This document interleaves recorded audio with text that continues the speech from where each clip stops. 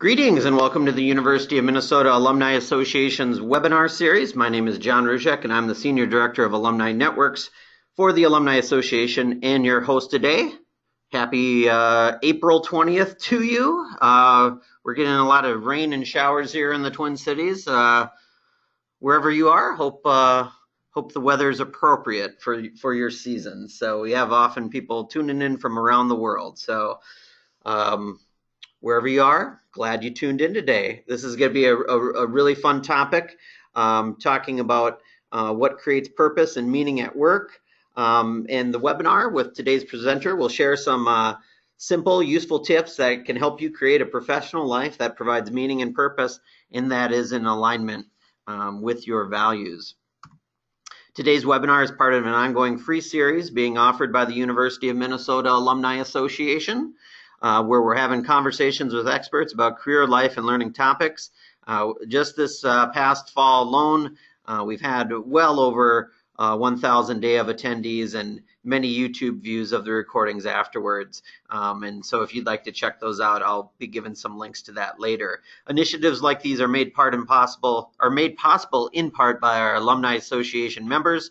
Thank you so much. Because of our members, we can create powerful opportunities for students in our more than 466,000 alumni around the world. And if you're interested in joining the Alumni Association, check us out at umnalumni.org/membership. This is actually the fourth webinar that we've done in partnership this year with the Carlson School of Management, which offers a variety of graduate programs for leaders to accelerate or transition into on-demand fields. If you'd like to learn more, visit carlsonschool.umn.edu/programs, and also check out the webinars that they've did with us this year. We had some great ones on graduate school, on resumes, and also professional presence. So strongly encourage checking out those as well. We have a couple webinars coming up between now and the end of May, which will wrap up kind of our 2016-17 schedule. On April 27th, we have a student debt management and refinancing webinar. And on May 24th, the U of M research shaping early autism identification and intervention. You'll hear from some great professors here at the U doing important work about autism. And you can find all of that at umnalumni.org/virtual. Few housekeeping items before we start the webinar. You have joined the presentation listening using your computer speaker system by default. If you'd prefer to listen over the telephone, just select telephone in the audio pane of your GoToWebinar panel and dial-in information will be displayed. If you experience audio difficulty while listening via your computer speakers, this could be caused by having multiple applications open on your computer, which might eat up bandwidth and affect your performance.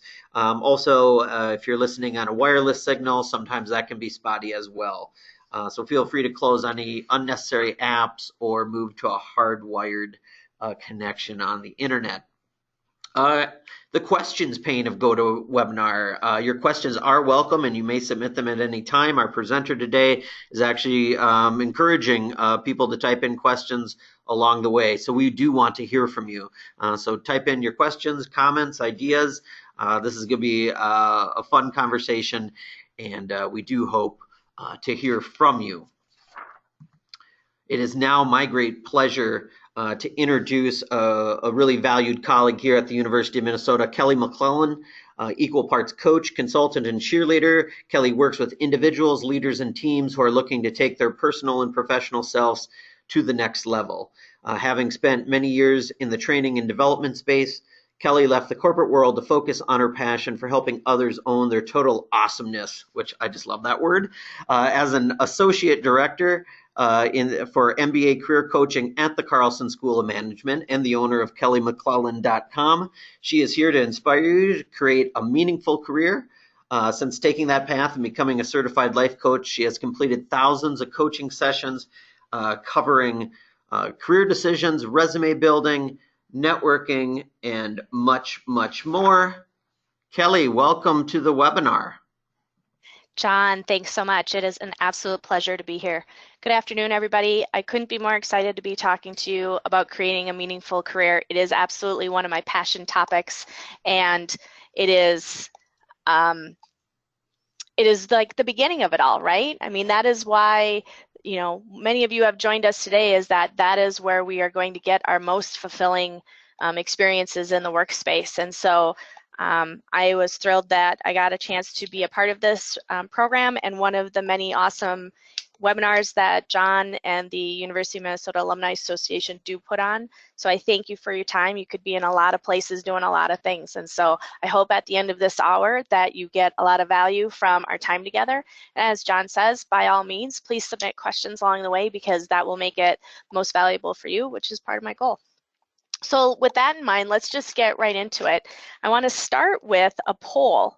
And John's gonna take over the screen for a moment so that you can have a moment to answer the question. But if you think about how many hours do you think you've spent working on your career? And when I say spent working on your career, I want you to think about it from the standpoint of where you've done some thoughtful planning around your career, where you have done some reflection about where you want to go and what you want to do. Just, you know, throwing it out there. These are very arbitrary numbers, so I just, out of curiosity, wanted to know how many hours you think you've spent working on your career over time. And I'm going to give you about 10 or 15 seconds. John, you will magically make the poll come up, I think. Yep. Yeah. It's for every reason that. Okay. Now we're getting more. It was it was being slow. So. I got it. All right. We're about 70% who have voted. So we'll share it up on the screen. Can you see it? I can't. All right. What's it say? What I will do. All right. So in the actually tied between 50 hours and 100 hours, we're both 30% each. And then Okay. 150 plus hours was at 22%, and 25 hours was at 18%. Awesome. Thank you for that. Mm-hmm. Okay. So the reason that I asked that question is I was exposed. I went to an event last night, and I was exposed to a really fascinating topic that I thought had some relation to our topic today. And the speaker that I was listening to at the time had the question of, how many hours do you think somebody would spend when they are planning their wedding? And I had no idea. So somewhere out there, somebody has done a rough estimate or has done research on how many hours have people spent planning a wedding, and keeping in mind that this is a one-day event, maybe two if you kind of count like the groom's dinner and the rehearsal stuff. But for all intents and purposes, you're putting a lot of energy into this one day of your life. And magically, the answer of how many hours has the average person or couple spent, the answer is 250 hours. 250 hours for one day. And then we go back to the poll that I just asked a moment ago, which is how many hours have you spent on your career, which is what, 20, 30, 40 years? Kind of an interesting perspective, right? In sort of that, wow, this is like where I've spent one day and the intensity of that, and then how much time you're spending that is drawing out and impacting you every day. So I pull that out just as sort of like an aha, like, wow, where could we invest more time in ourselves and in our career planning?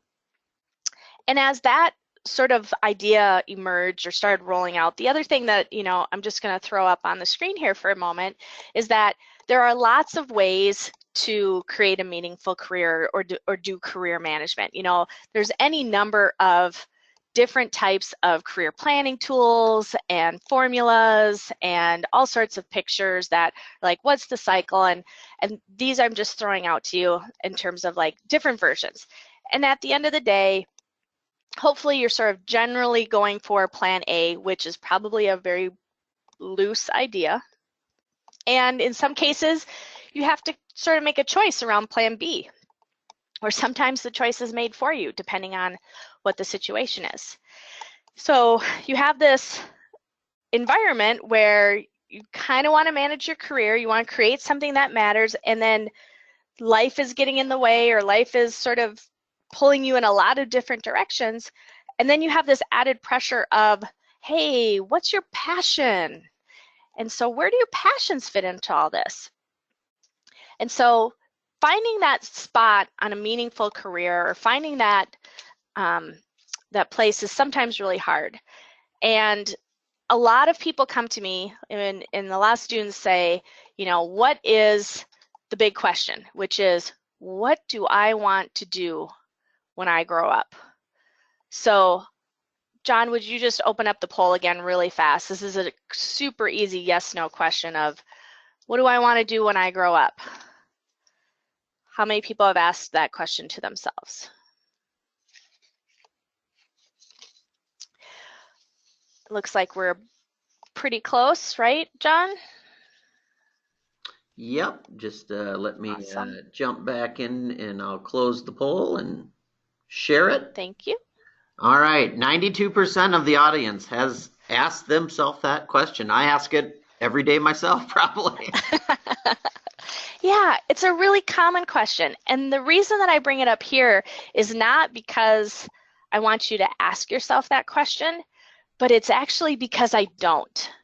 So this is one of those trigger questions for people, and not trigger in a good way, because there's so much pressure that's bundled up into this single question, because it implies like you have one choice to make, or that you're in this, you've got this sort of single path that you're going to go down. And I'm going to use this example, which is of course a real extreme example, but like, let's just use Bill Gates. Do you think that when Bill Gates was tinkering around in his garage and he would have said, what do I want to do when I grow up? Do you think that his answer was, I'm going to be the richest man in the world with 70 or 80 billion dollars in wealth and net worth, and now running a huge foundation, not even remotely related to the work that I used to do? So when you ask yourself that question, what do you want to be when you grow up? I would submit to you that you could be lots of things, and it isn't just one thing. And so at the end of the day, what is the meaningful career are making those choices that are supportive of you as a person, that will get you to a destination. Then hopefully, if you're working in alignment with yourself, that the meaning is there, as opposed to a single destination or a title or a role. Sorry, I just need to take a sip here. And while you're doing that, Kelly, yeah, you had one person ask, do we have to grow up? And then another person asked, I was better at asking that when I grew up question when I was young. Now that I'm in my career, I don't necessarily frame it that way. And so, yeah, I think it's interesting how that perspective changes over time.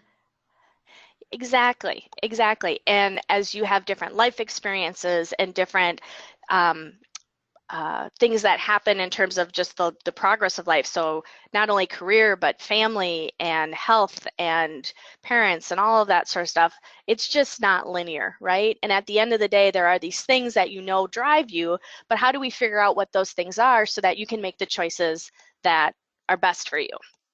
So when people talk about, what do I want to be when I grow up, or how do I get a meaningful career, what I often find with people is that they are caught in a vicious cycle in their own minds. So they keep having the same conversation again and again and again and again. And what that does is just makes you crazy. And I'm all about not having crazy where we can avoid it, because we got enough in our world that makes it complicated enough. And so I sort of have come to this perspective about how do you create a meaningful career. And I did my best to sum it up in a single statement, which is, it's about a combination of internal reflection and external research, and then taking action. And so a combination of internal reflection, external research, and taking action. Because going back to the vicious cycle, your brain is so amazing in so many ways, right? Like the way that we can connect dots and the way that we can follow patterns. But when you're in this kind of situation, it works against you because it's not necessarily factoring in new stuff. And so part of what gets you past that is, how do you inflect, or how do you inject new information to help you move forward to that next spot? So what I wanted to do today, and while I spent a little bit of time on sort of like my perspective of creating that meaningful career, what I wanted to give you guys today is some tools and some activities that you could do after the session was over and help you get to that next spot and really unveil what that meaningful career means for you. So we're going to spend a good amount of time going over different parts of this idea. So I want to talk about internal reflection and external research, and then taking action in their own segments, and giving you tools along the way that will help you move forward. So, and as John said, feel free to jump in, ask questions whenever things come up, okay? Okay, so let's talk about internal reflection. So internal reflection, as it implies, is that inward looking, and you have to start somewhere, right? And so internal reflection can be a lot of things. It can be journaling, it can be quiet time, it can be meditation, it can be assessments, it can be activities that we do, which I'm going to go through in a couple minutes. All of that is internal reflection. And what I would encourage, I have a lot of internal reflection when I am driving home back and forth from the office, because there's some quiet, I can turn the radio off, and there's just that for me is a really good time for some reflection. You might have other places. I also have known people that while it's internal reflection, they need to process it out loud. So they might be asking for somebody to be a listener to them while they sort of articulate the things that they've been going through. So all of that counts as internal reflection. And what I want to do is I want to talk to you about some pieces of internal reflection that I think you should include, and that I think will make it useful to you, instead of just saying, okay, great, I can journal, Cal, or I can meditate, but where does that get me? And so let's look at a couple things that I think are some real tangible activities that I think will be of value to you along the way. So the first internal reflection is around knowing your values. And whatever those values may be, it is so important that you identify them and that you are able to name them. So when I talk about values, I'm thinking about, and I'm using this picture here as an illustration, but I'm really talking about what are the 5 words that are so meaningful to you, that are going to prioritize everything else behind it, that you can name at any point in time what your values are. So the reason that you want to do this, it's all about alignment. All of the activities that follow, all of the conversations that we have that follow, won't mean squat, won't make a difference if you're not in alignment with your value. So when you know these and you're able to articulate them, what that means to you is you're able to make choices that align with your core. And where most people find that they don't have meaning is that their values are not articulated, and they're not being met. And so, yeah, I can go and do that job, whatever it is, I'm good at it, but at the end of the day, it's not supporting what my 5 core values are. There's not going to be meaning there. So the best way to do this is to, as one of your internal reflection activities, is can you jot down what your 5 values are? Sorry, just need a sip here.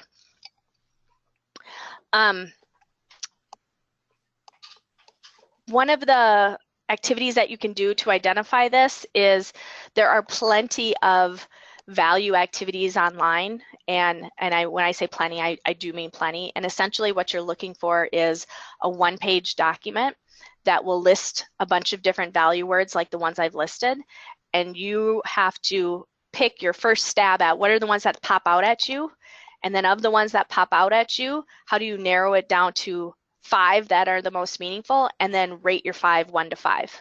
Like, that's the shortest activity I can give you, so that you can, again, start with a big list, narrow it down to 5 or 10, and then rank those final ones so that you know where your priorities are.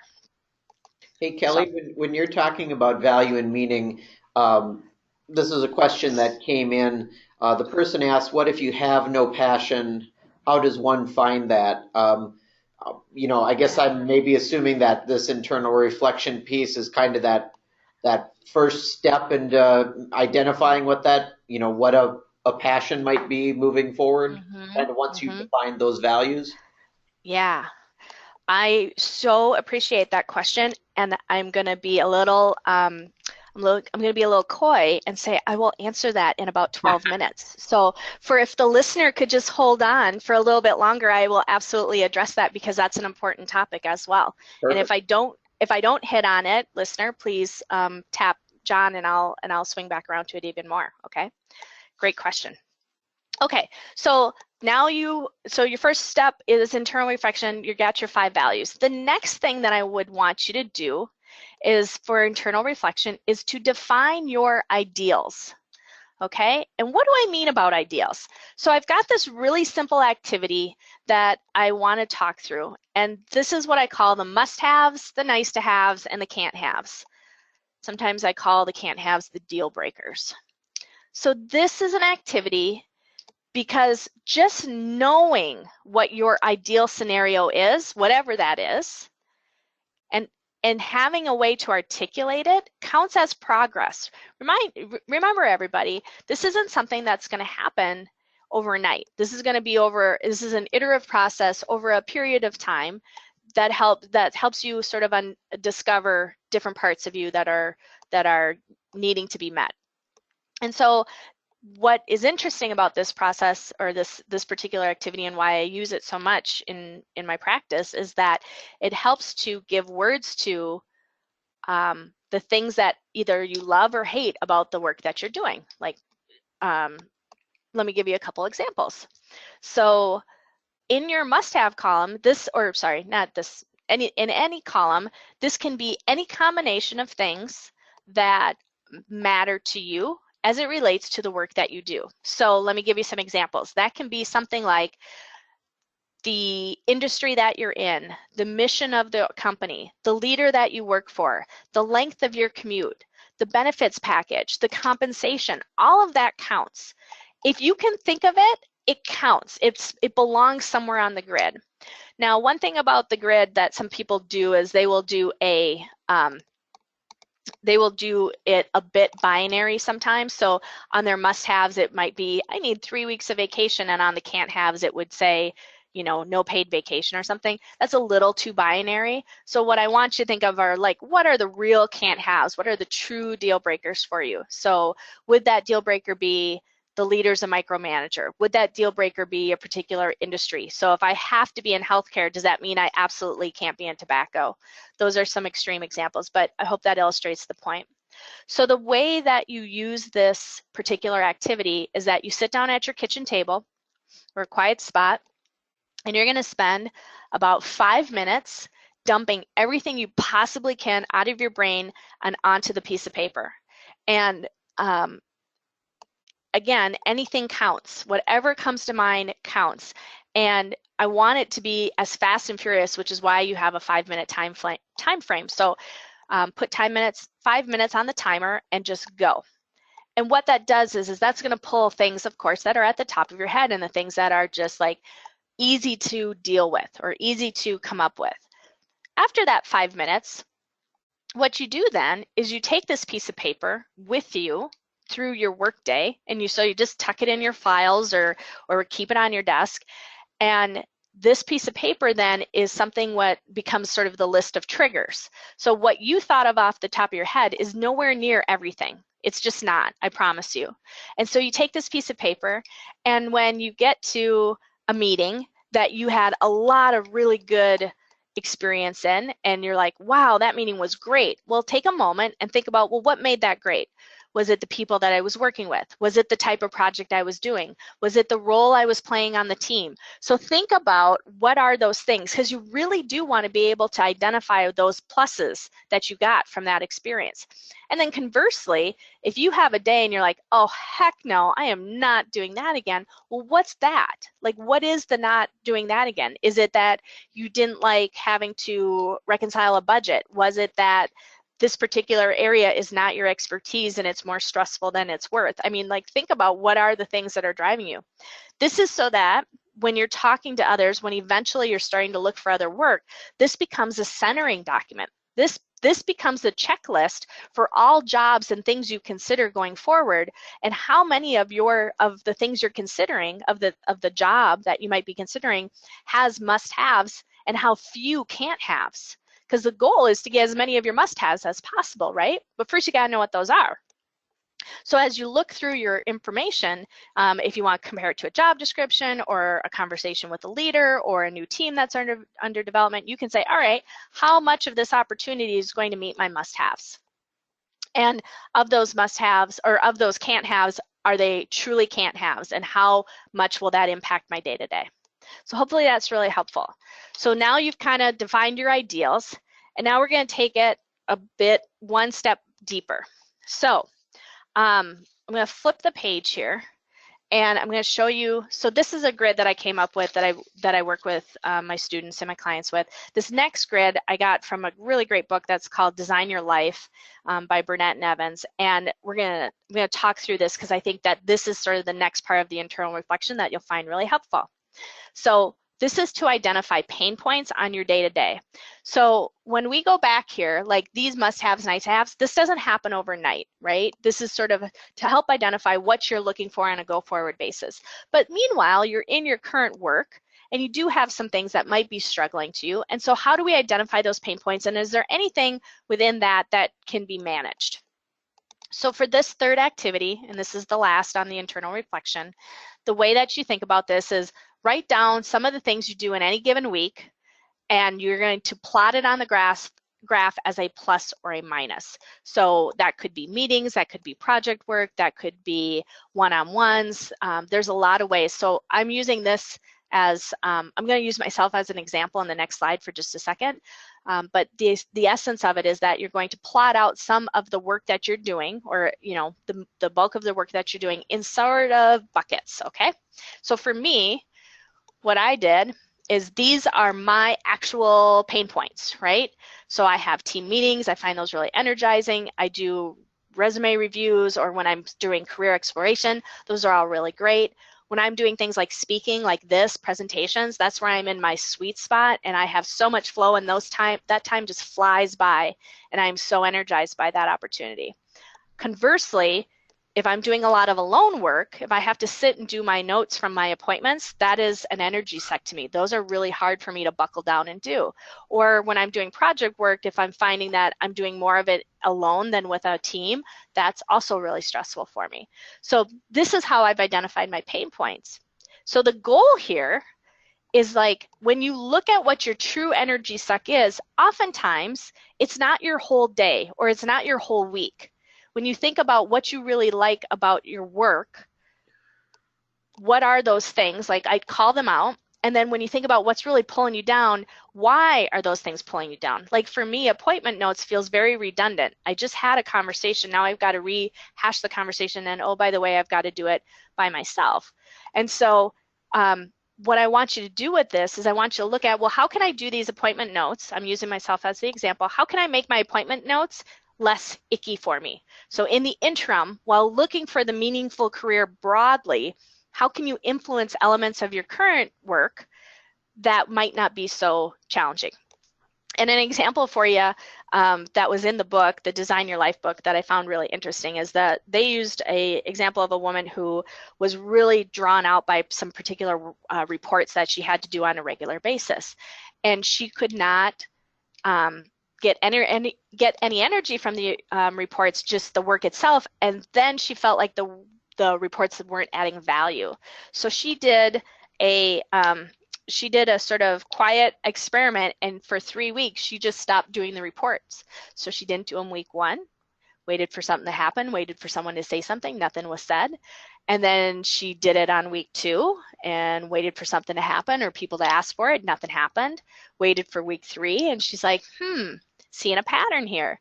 So at that point she stopped, and of course we don't want to encourage you to not do your work, but at that point she stopped and she informed her leader and she said, I tried this out and I really don't think that these reports are adding value. They're not getting opened, nobody's reviewing them, and so and they, I could be doing so much other work that would add more value.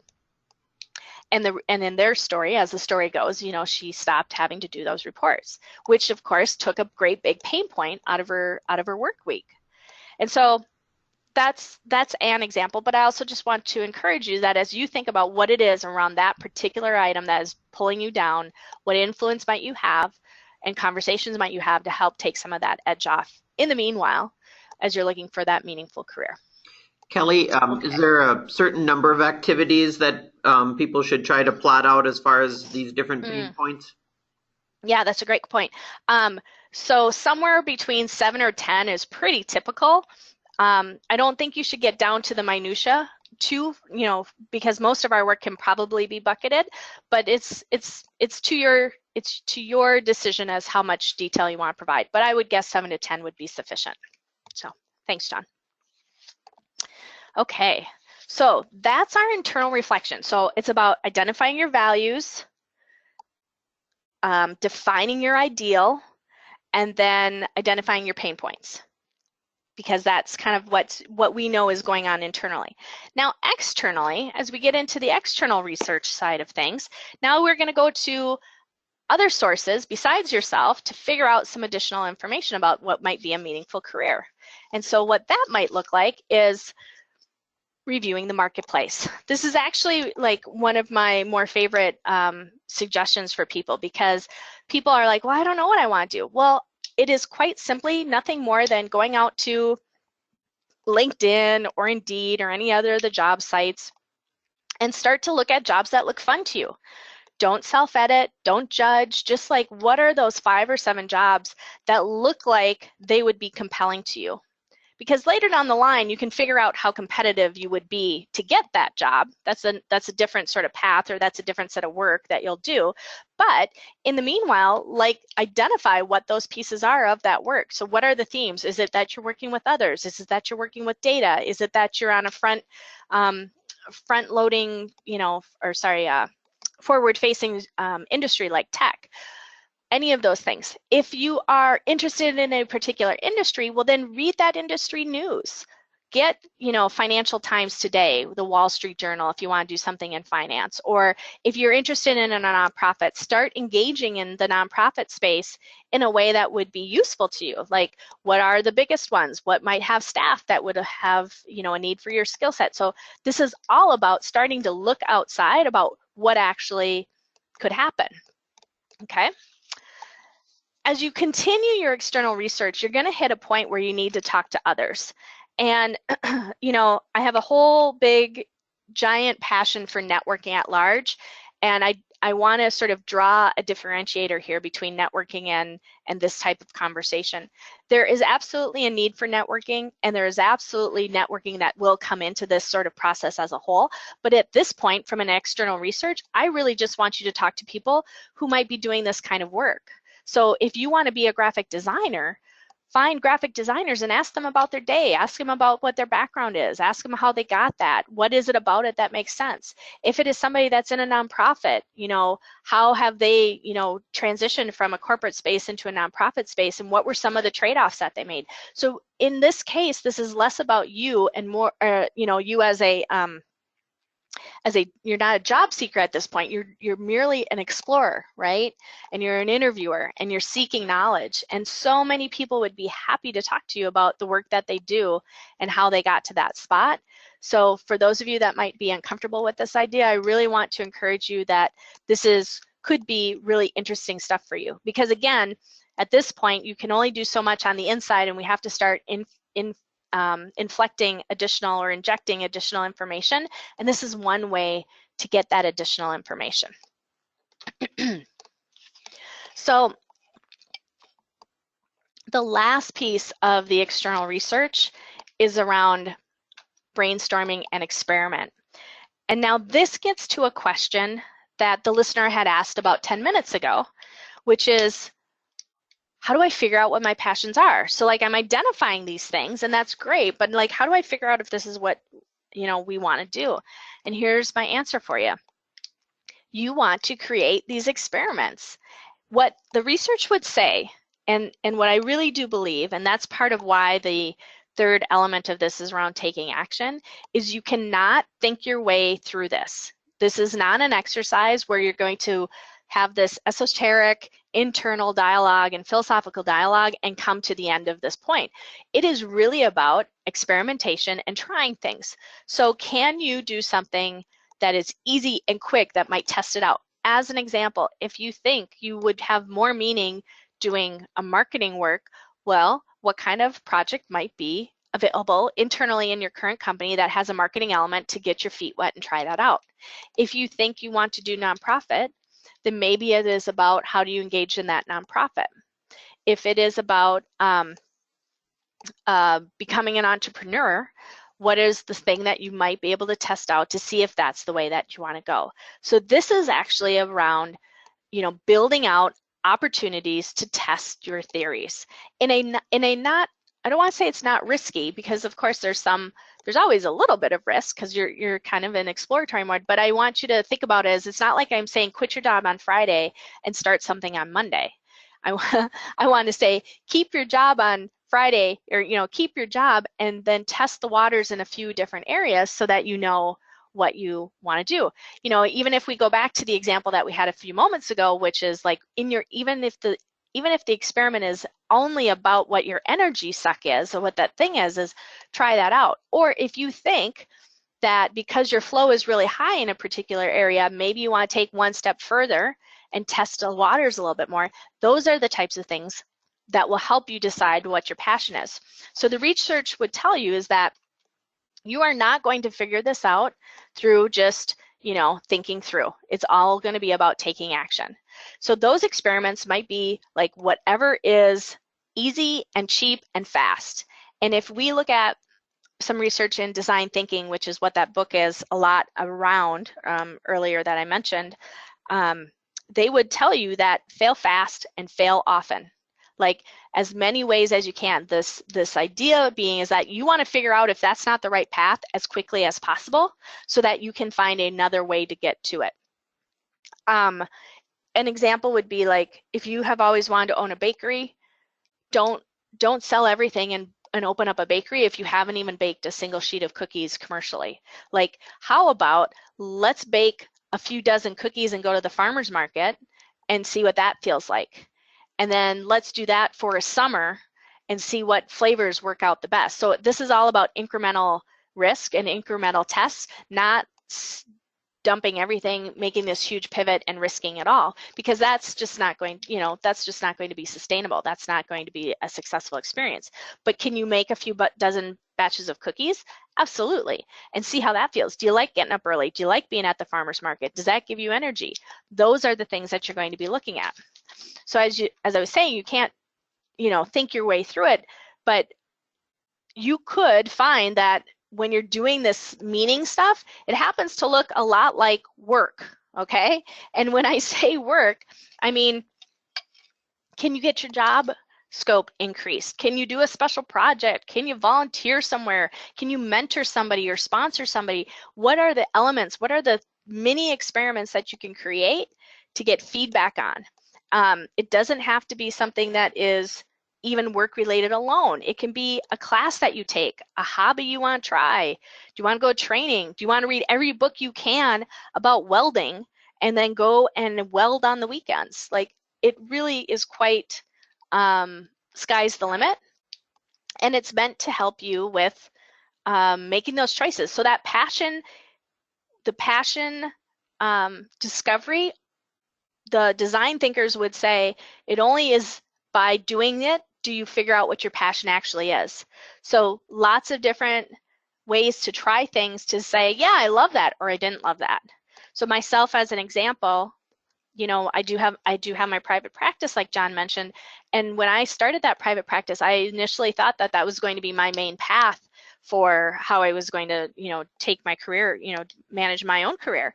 And what I found out within about 6 months or so, I did not like the idea of that being the only thing that I did, mostly because I'm a very social person and that was very isolating to me. Like I wasn't around a team enough. So my Carlson team, my Graduate Business Career Center and the students that I work with in the program and all that are so energizing to me. I can't walk away from that and I need that.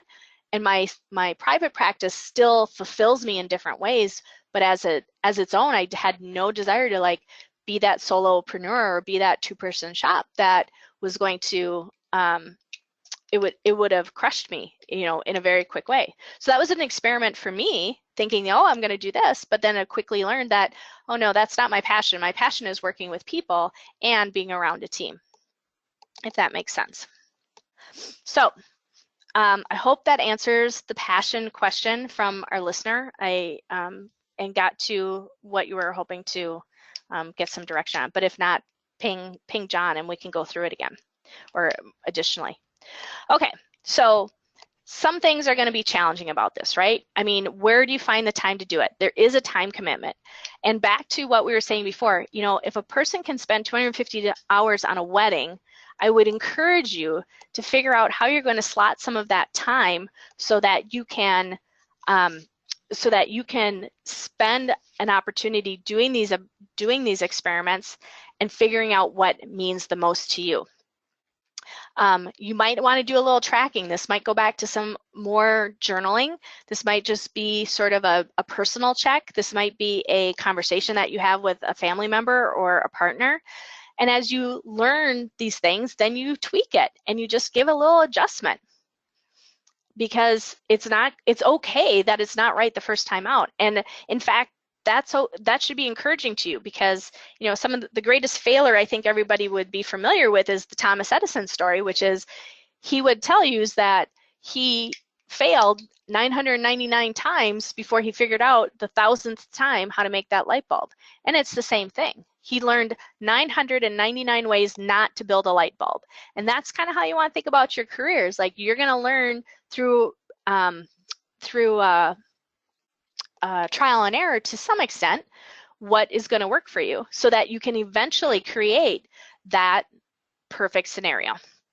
Just a couple things that I want to tell you in terms of pitfalls in this process, because I see it all the time, is you have to decide, or sorry, you can't decide without doing.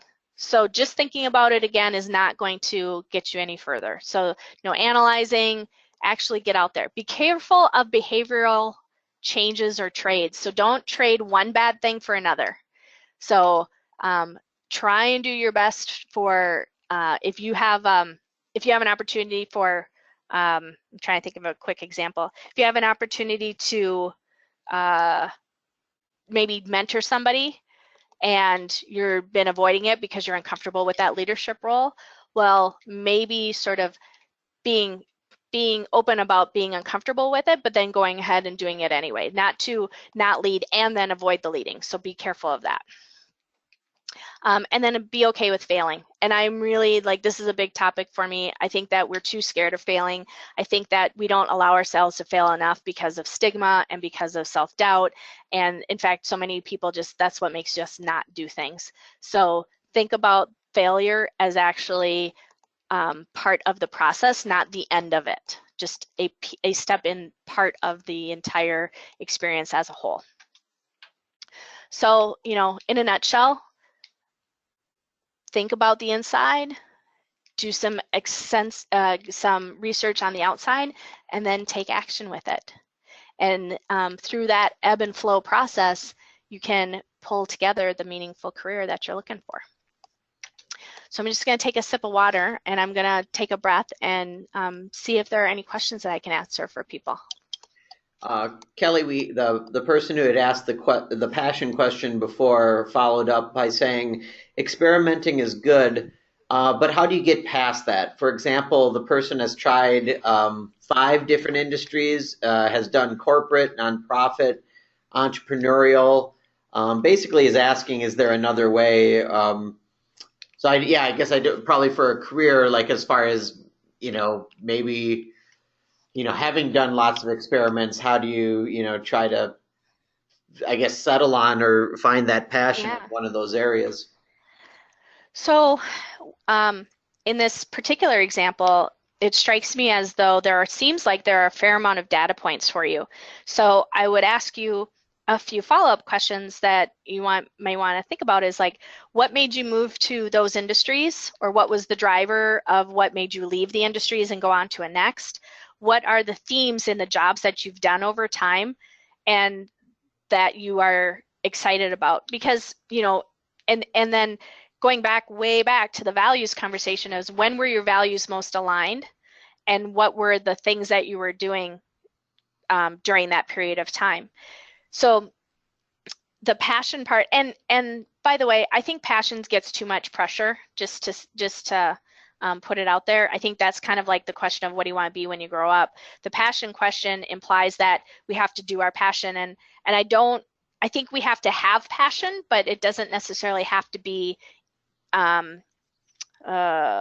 what am I trying to say? It doesn't have to, the passion doesn't just have to exist in your career, right? Sometimes your career is a um, a functional thing, right? I mean, we have bills, we have mortgages, we have all these things that are making it. And so the idea is to make that meaningful for you, but that's not necessarily the same as passion, at least in my definition. And so if you have a passion for helping children, then maybe that is in your volunteer work. Maybe that is in your religious affiliation. There might be other ways to fulfill that passion. Or if you happen to be really involved in the environment, doesn't necessarily mean you have to work in the environment, and you can still have that passion fulfilled. But I would go back to, given that you have that number of data points, I would encourage you to look for themes. And I did make a quick mention of it, but there is something to taking an assessment or two, or gathering up all the assessments you've done over time and looking at those themes. So if you've done Strengths Trainer, or if you've done the Hogan assessment, or if you've done a Myers-Briggs, some of those are the more famous, like known names, any of those kinds of things, as a starting point, or as an additional data point of looking at all of the things that are that you keep coming back to.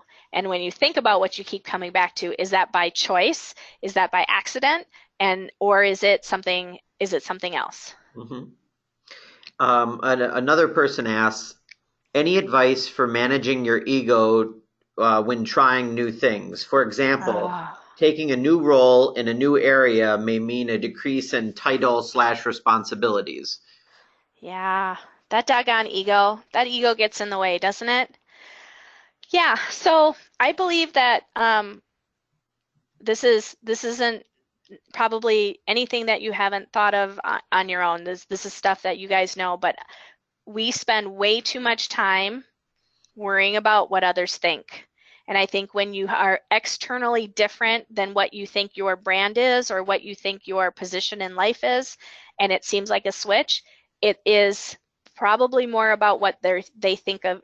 You're worried too much about what other people think of you instead of doing your own thing, which is so hard to do. And I don't make light of it, because we've all had that moment where it's like, man, this just doesn't feel like but I gotta just encourage you to just focus on your journey more than worrying about the outside of it, because it is what it is. And if you're happy, I would rather be happy at a lower level role than miserable two layers up and stressed out to the max. So I would just say that the trade-offs there are probably for good reason and will ultimately be more fulfilling. Here's another question that's kind of in the vein of trade-offs. The person writes, great advice, and I've done everything you've suggested. What if you're stuck because of salary limitations, that you need to make a certain amount because of a life situation, but the job where you're making that money just isn't bringing the satisfaction? I think you've touched a little bit on some of those, but what anything else in regards to kind of when it's in situations with salary limitations? Yeah.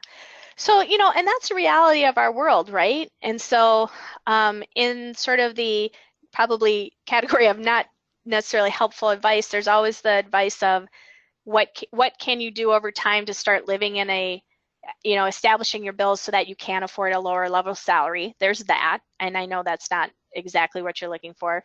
That's off the page. But on the sort of what can I control side of it, there's two things. One, I go back to the example we did in the webinar with the arrows, with the green arrows and stuff, because of whatever is making you unhappy in your space, how much influence do you have to manage that, so that if you can't leave, what can you influence?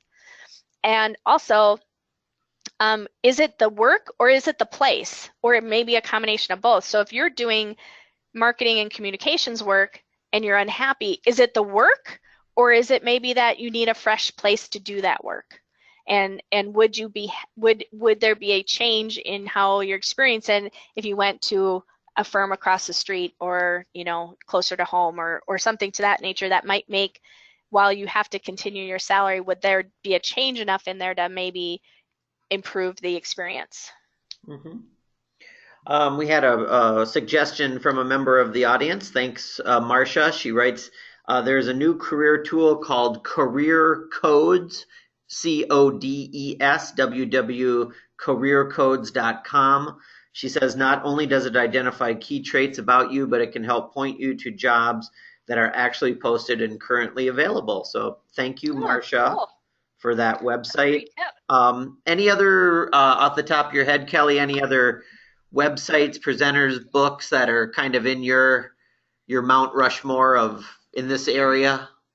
Yeah, so I have really found myself this year quite influenced by design thinking, and I won't take everybody off the path too much, but it is a really interesting way of taking an experimental approach to how you can to adjust the world around you, and like why it's so hard to make certain changes. And so 2 books that I really have gotten into is the Design Your Life one, which I mentioned earlier, and so that's by Burnett and Evans. And the other one that I've really enjoyed this year is called The Well-Designed Life by somebody named Bobinet, Bobinet, so Kira Bobinet. And the Designing Your Life one has a definite career bent to it. It's more broad that way. And the Well-Designed Life, the one by Kira, is one where it would be like, how do I quit eating junk food at night? So it's a little bit more day-to-day behavioral type changes, but I think that when meaningful career stuff, those are the examples she uses, but there are pieces in there that I think also could be applied to both the work environment as well as your personal environment. So those are 2 that I've really enjoyed this year as it relates to sort of finding meaningful career. And then, like I said, I don't think I'm a big fan of the strengths tool, which is Strengths Finder, and it's very available, and you can take it online and you can get some insight. And so when you can find work that is in alignment with your strengths, that's another great way to find meaning. So your values in terms of what's important to you, and then what you're good at. I mean, that's just a magical combination right there. Mm-hmm. Another person writes in, what would you suggest for challenges with a major financial commitment towards your passion? For example, I've been in the healthcare industry for years and have 2 degrees in it. Now I find myself needing to work towards obtaining my RN because most jobs that I'm interested in pursuing now require the license. I'm slowly working towards it and I'm in school. However, the financial commitment makes me cringe. And I imagine this might be a question you get with maybe part-time MBAs that you work with, as far as, there's obviously a financial commitment and also a time commitment of going back for any type of advanced degree or licensure. Any thoughts in that area? Yeah, I would tell you that my sense would be that if you've been in healthcare, and what I can't hear in the question is if it is a want of the RN, or you're just saying this is what is required to remain competitive. And if it's a want, hopefully that you're enjoying the large majority of your courses. Hopefully you're getting some version of fulfillment and just the growth element of that experience. If it is a need and it's somewhat of a means to an end, I still think there's value in that. It doesn't make it any easier to write the check, but you are getting to that point of what you are creating the environment, or you're creating the set of requirements that you need in order to get to the spot that you want. And hopefully that balances out a little of the cringe factor for the financial commitment, because we can't get around it. I mean, there's all sorts of ways that we're going to have to keep ourselves competitive. Even in a meaningful career, we definitely have this need for having the credentials or having the schooling or having the experience, whatever the case may be. But because it's ultimately meaningful for you, I hope that it does, in fact, give you meaning along the way and not just at the end of that journey. Yeah, and the person wrote in as you're responding that they definitely want that role. It's just obviously, any time you're undertaking more schooling or going back for licensure or credentialing. Those are major financial decisions to make. They are. Katie online suggests another design thinking theme book. It's called Design the Life You Love, a step-by-step guide to building a meaningful life by Ayse, Ayse, Birzel, Birsel. Thank you, Katie, for suggesting that book. It's always good to have different ideas on that. Another one kind of came up. The person says, good content. Can you speak about following your passion and privilege? How would you encourage those who face massive barriers to following their passions? This person feels that this often gets left out of the passion discussion. So I don't know if you've ever encountered that question before. Yeah, that's a powerful question for sure. It is, and for myself, who has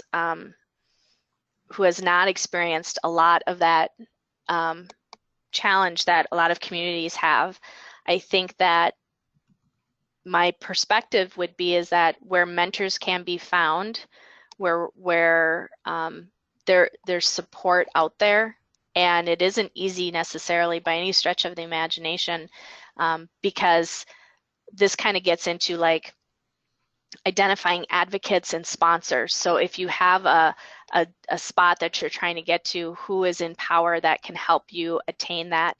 And that is a really big conversation, and probably not something I'll do justice in these few minutes, but it certainly is around, it isn't about doing it alone, it's about doing it with support and trying to identify people that can help you get to that point. Mm-hmm. All right. Any kind of final words of advice that you have, or kind of? I think we'll be wrapping up here in the next minute. Yeah. I really hope that these activities that I gave you will actually encourage you to take action, because at the end of the day, it's the taking action that will make you feel better. So I can't say it enough.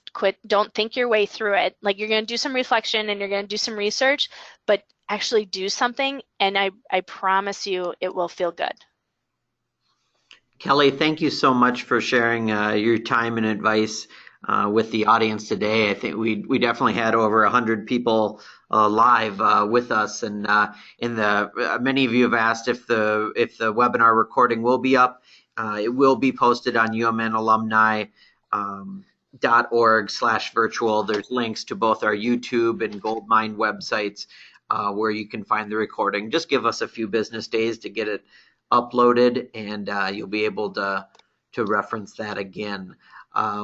Kelly, thanks again for taking time out of your noon hour today to join us and share your advice. I really appreciate it. Absolutely, John. It was my pleasure, and I hope that you guys found value, and that I encourage you to take the step forward in your next career and enjoy the journey. All right. Thanks so much, Kelly. Thank you. All right. Well, that wraps it up for today. Again, this was a webinar in partnership with the Carlson School of Management, especially their graduate programs. If you're interested in learning more, just visit carlsonschool.umn.edu/programs. Also, just another plug for the remaining webinars that we have in April and May, and then we'll be starting up again in September with a whole new series of webinars. I think it'll be the fourth year that we'll be doing webinars. So definitely join us again. We'll have a great slate lined up, and you can see all upcoming offerings at umnalumni.org/virtual. And in closing, members of the University of Minnesota Alumni Association make initiatives like this webinar series possible.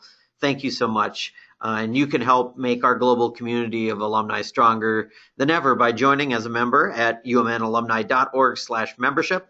That's the conclusion of today's webinar. I hope you have a wonderful April day. Hope it's warm wherever you are. And this is John Ruzicka signing off. Have a good one.